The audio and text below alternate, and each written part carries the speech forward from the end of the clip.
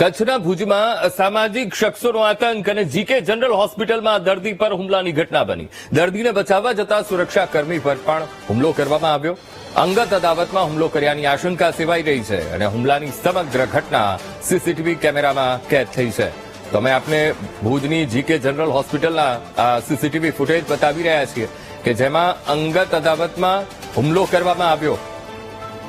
તો આજ મુદ્દે સંવાદદાતા ભરતસિંહ ફોનલાઈન પર જોડાઈ ગયા છે. ભરતસિંહ, કચ્છની જીકે જનરલ હોસ્પિટલની આ ઘટના છે. અસામાજિક શખ્સોનો આતંક, સીસીટીવી કેમેરામાં આ સમગ્ર દ્રશ્યો કેદ થયા છે. શું કાર્યવાહી?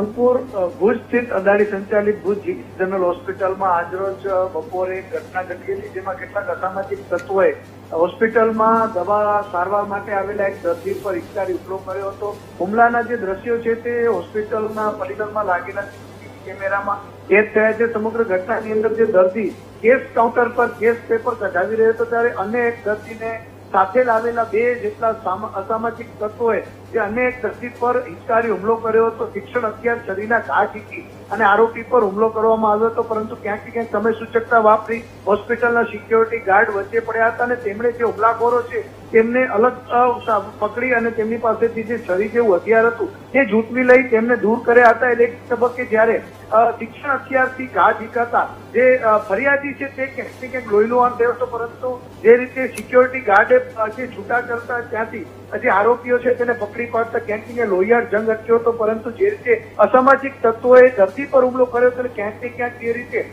જે કાયદો અને વ્યવસ્થા પર અહીં કને પશ્ચિમ કચ્છમાં ખાસ કરીને પ્રશ્નો ઉપસ્થિત હાલ જોવા મળી રહ્યા છે.